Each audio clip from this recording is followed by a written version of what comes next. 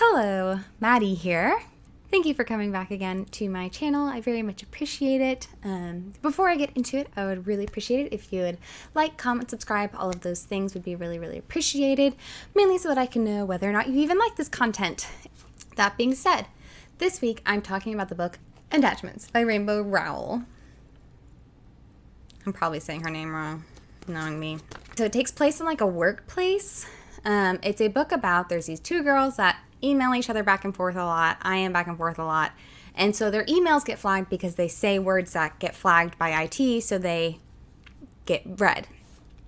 And the other side is there is an IT person who just comes in at night and literally his whole job is just to read people's emails and to let them know that it's been flagged and to, not do it in the future. He gets caught up in these two girls' lives and he never tells them that their emails are getting flagged, so he keeps getting them and getting involved in their life. And it's one of those things that if it wasn't a cute book, it would be creepy. It's weird. I totally understand that. And to be fair, the main guy, the IT person, his name is Lincoln, he also understands that this is weird and creepy. So Attachments is about these girls going through their lives and Lincoln kind of going along with them, whether they realize it or not.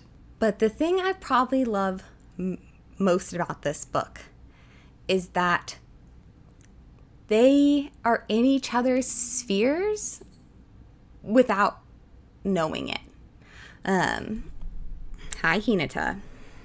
I left the door open because Evan's not here. And now that I'm working, my cats are very needy. Their spheres are coming together. They're messaging back and forth, and the main girl, Beth, emails Jennifer, her best friend, and is like, cute guy alert. And her friend's like, there's no cute guys that work here. We would know that. There are no cute guys. She's like, I know, that's what I thought. But he keeps showing up. And, he's been in the break room and he keeps talking to this lady. He's just like so sweet and, shares his dinner. And like, he's just so kind and cute. And she's like, oh my gosh. And her friend is like, you have a boyfriend. You're in a committed relationship. Their relationship is so unhealthy. He's this like misunderstood artist who just like, you would never be able to understand his emotions because they're so deep.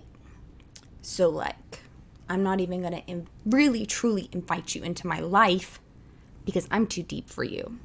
He literally breaks up with her because he's like, I would lose myself if I let myself be in love with you. Like, I would lose my moodiness. I would lose my edge, what makes me a good artist. Like, are you kidding me? But I'm also glad that they didn't break up because of Lincoln. They genuinely broke up because they were supposed to break up, and Lincoln did not come into the picture until later. And I have lots of other thoughts that I want to talk about, but I'm thinking I'm going to put more of those in the blog because I can be a little bit more articulate. Being, if you are interested in mental health in the workplace. I picked this book. We're circling back to mental health in the workplace. I picked this book because it's set in a workplace. It's, emails, chats, it's all of these things. And I'm now doing that again. Now that I am back in a, largish company, I send lots of emails every day. I send lots of messages every single day.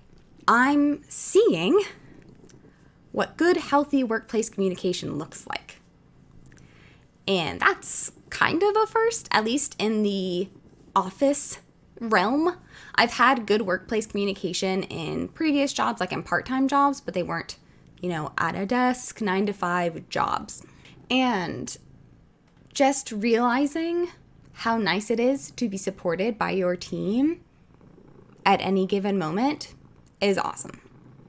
And so my blog is going to go deeper into that, just what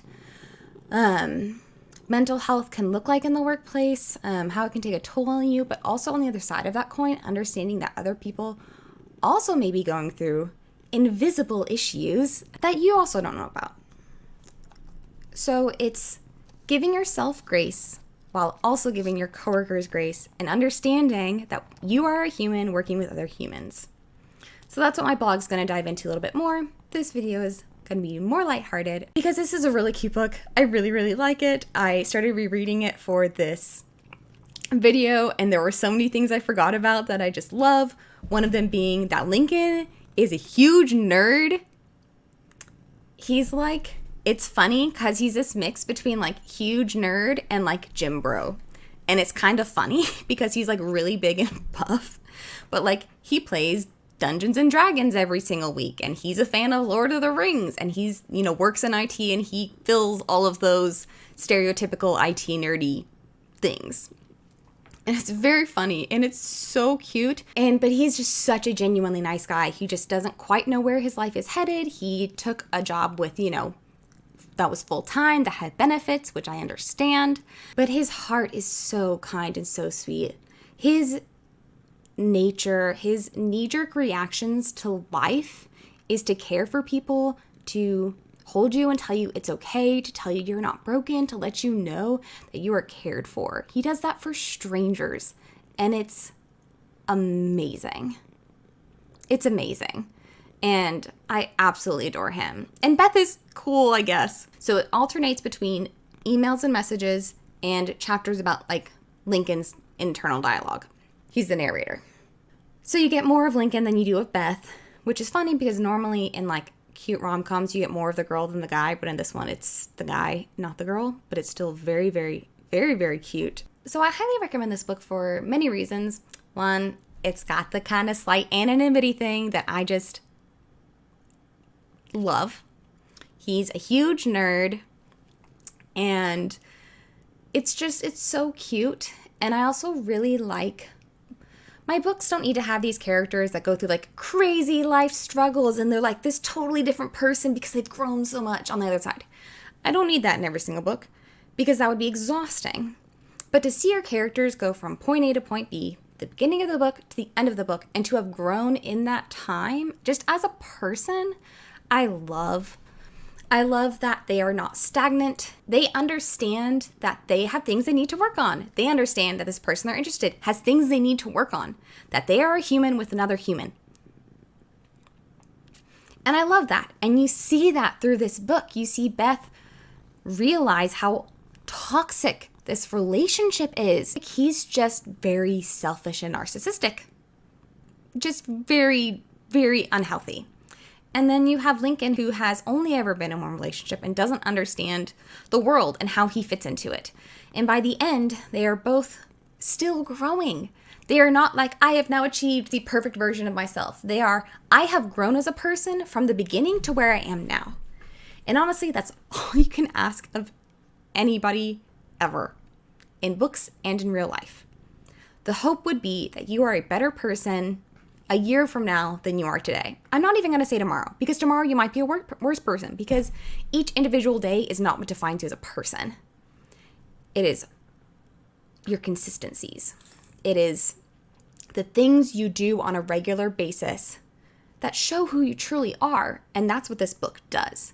It is showing you the baseline of who she is as a person and why Lincoln falls for her. It is also showing you Lincoln in his baseline, him coming to understand what his baseline is and him wanting it to be better.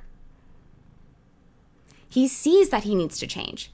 He sees that there are things in his life he doesn't like, and he's the one that has to change them. That he can't sit there and blame anybody else. But, like, I'm about to go work out with my sister. One of my goals this year is to get healthier. I don't feel the need to be as skinny as I was in high school, but I just want to comfortably fit into my wardrobe because I like my clothes and I don't want to buy new ones. So I'm working out because I understand that I need to do that to reach that goal. That's on me. And Lincoln's the same way. Because we are all still growing, and if you could see where I was a year ago, 2 years ago, 3 years ago, I have come so far in a million different ways. And this book has just highlighted the work aspect of that, where I've come from. It's a book that really helps you feel seen, especially as somebody who is a little bit of a nerd, a bit of a nerd, married to somebody who is also a nerd, who comes from a family of nerds. And while the world is way more accepting of it than it used to be, and it's way more like in the cultural norm, There still can be these moments where we feel like our interests and our hobbies aren't socially acceptable, that we have to be embarrassed about them, like playing Dungeons and Dragons. I play Dungeons and Dragons. I love it. It is so much fun, and I love my character.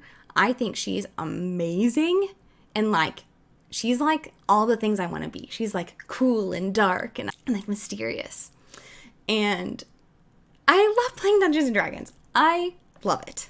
I love reading cheesy things. I love reading nerdy things. I love learning. I was really bored at one of my jobs. I spent 3 hours doing calculus for fun because that was entertaining to me. That was a enjoyable way to spend my afternoon.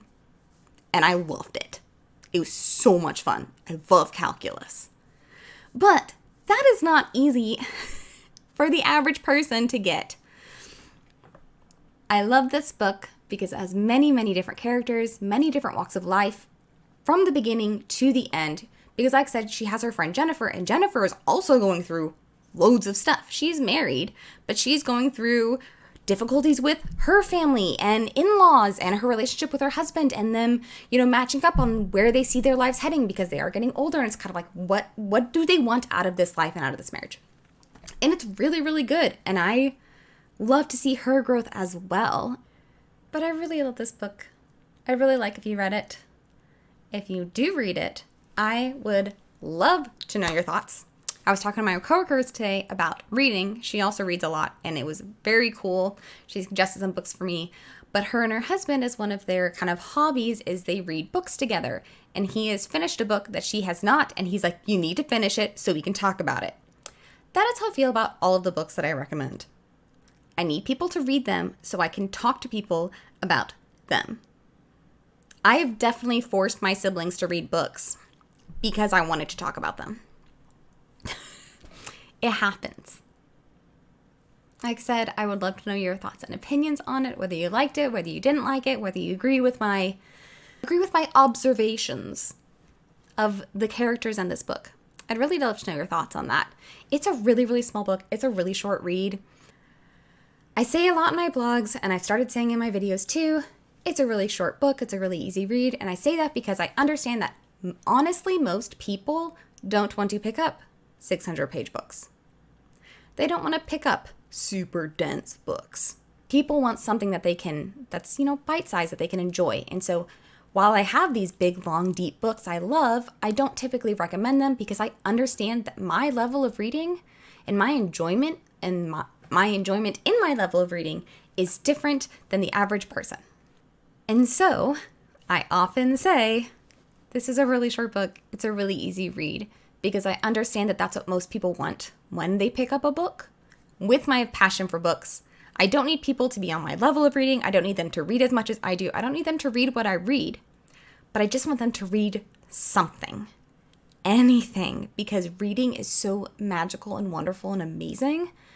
And that's why I love that there are other options, that there are physical copies, that there are electronic copies, that there are audiobooks, because I understand that most people don't read as fast as I do. And there are people that read way faster than I do. I get that. So like all 4 audiobooks, they're awesome. And I'm passionate about a lot of things. I'm really passionate about public libraries. You pay for it with your tax dollars. A lot of libraries now actually have apps, and you can download ebooks immediately. You don't even have to go to the library, or you can download audiobooks immediately. They're just available in the library's cloud. And you do still check them out, so they're not always available because someone else might have them. But you can immediately have audiobooks that you're interested in, ebooks that you're interested in. This is a free resource. Reading is right at your fingertips. And I hope you understand I'm not trying to come off as overbearing or crazy book lady, but genuinely as a person who genuinely enjoys this thing, that I want you to genuinely enjoy it also. And understanding that there are different levels of enjoyment and trying to meet you where you are. That's what I have to say. That's why I have this channel. It's why I've been doing a blog for 2.5 years.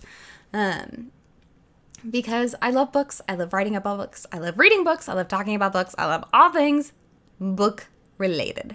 I'm actually running out of shelf space from all the books I got for Christmas. I finally put them away. Yeah, we ran out of space.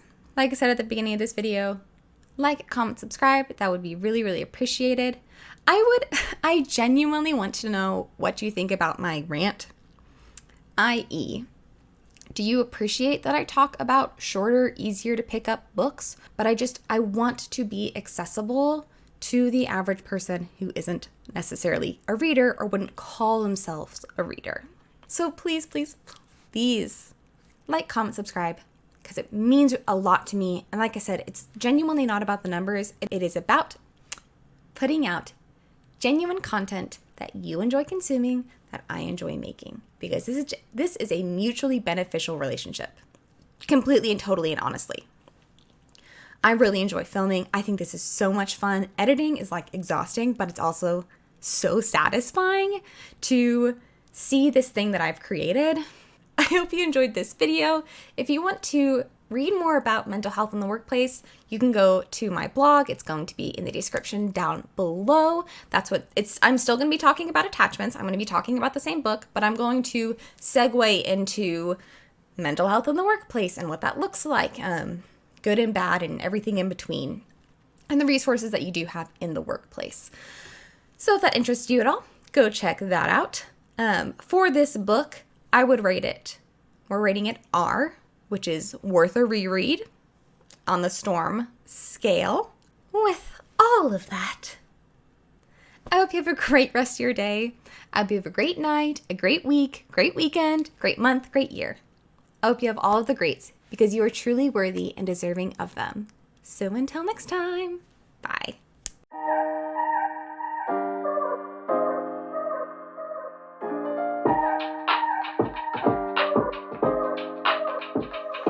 Or hopefully is more